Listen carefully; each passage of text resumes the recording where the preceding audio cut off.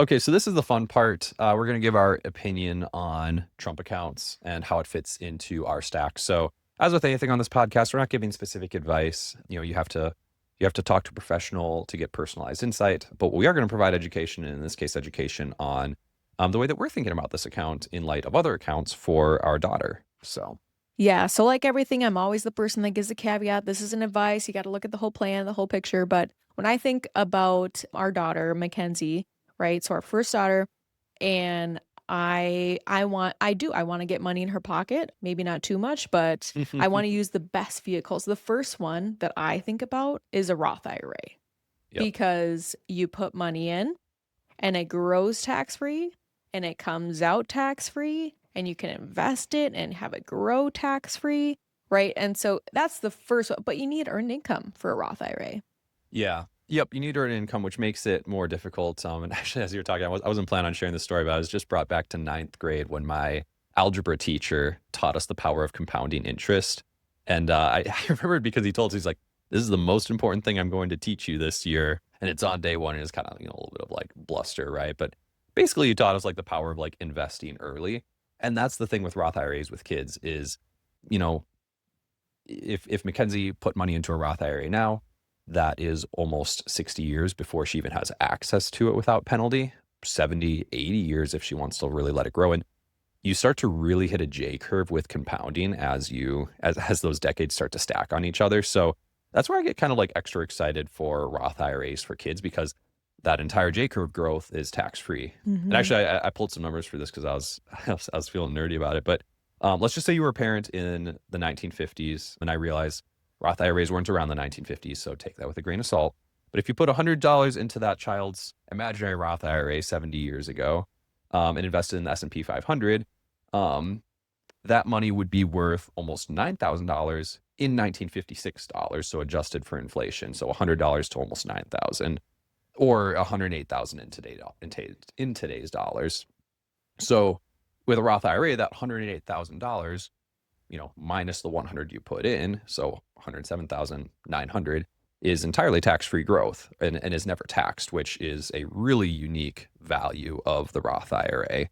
Of course, past performance isn't indicative of the future, but I personally think when you're looking at compounding over time and you're looking at the market, which generally has compounded over time, you have a lot of reason to get excited about trying to get, doesn't even have to be a lot, but just get something into a Roth IRA for a kid as soon as possible. Yep. And Roth IRAs, one more just insight on how a lot of times we view them. It's usually the last dollars we want to touch in a plan because we want to maximize the timeline for that tax-free growth. So a Roth IRA in its nature is generally a long-term vehicle, and so it's a really unique lever to pull in a plan. So if that's the first gift we can give to Mackenzie, it would be a Roth IRA. The second would be a 529, which is, same tax treatment as a Roth, which is great, but it's a much shorter timeline because it's supposed to be used for education. Right. And you have to use it for education in order to get that preferable tax treatment, Mm-hmm. which is tax-free growth and tax-free distribution after tax dollars contributed to it, right? So the exact same as a Roth IRA, but specified for education. Right. You can use it K through 12 for college, some trade schools. So it's a really useful account if you think that your, child is going to pursue some sort of education. Yeah, in the last several years even, it's been just increasingly flexible, right? Like adding in trade school, adding in K through 12 education. So you'd be hard pressed to not find an opportunity to use it for your kid. But yeah, we're looking at a much shorter time horizon. So what I got all excited about with decades of compounding tax-free growth just can't occur in a 529 because likely you're using it by the time your child's in their early 20s. If not, you've got maybe some niche circumstances, but it's probably not, you're not betting the farm on like long-term tax-free growth. Secondly, I think there's a lot of philosophical personal preference here. I think you can span a really broad spectrum in terms of how much you want to help your child with education, if at all, right? Right. Yep. And so this is just for us. You might have different ideas or philosophy around education and how much you want to help, your child out in that space or not. So anyhow, so again, this is just us. The third, and I promise we're getting into Trump accounts, but the third is a taxable account. If set up correctly and labeled correctly and, integrated with your plan, there's near-term flexibility, right? There's not any strings or ages or dates or uses. It's money that you can ultimately invest in and give to your kid.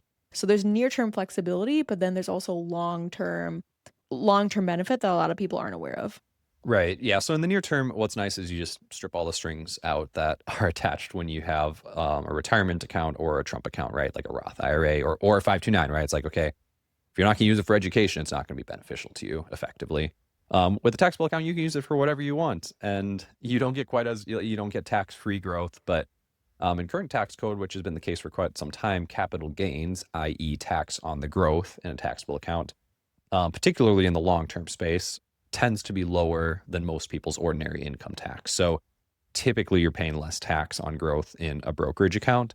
So great place to grow wealth that you can use for your kid's wedding or what have you, right? Like you can just use it. There's no strings attached. But secondly, and I think the thing people forget, I mean, okay, so we've got, a 1-year-old, we're not planning on dying anytime soon, but when we do pass away, a brokerage account is going to, and there's more estate planning complexity than we'll get into here, but at various points in time upon owner deaths, brokerage accounts can be eligible for steps up in basis, meaning, and we just did an episode on brokerage accounts and the flexibility and the tax implications within it. But let's say I've got $1 million account with 800,000 of basis. A step up means that instead of paying tax on that 200,000 of growth, we step up the cost basis so that it's just 1 million flat without tax. So there's a lot of estate planning implications that you can get into with taxable accounts that can really benefit spouses and children. So we really like it for its flexibility. And I would say, I mean, if I'm choosing between that and a Trump account, I'm taking that. But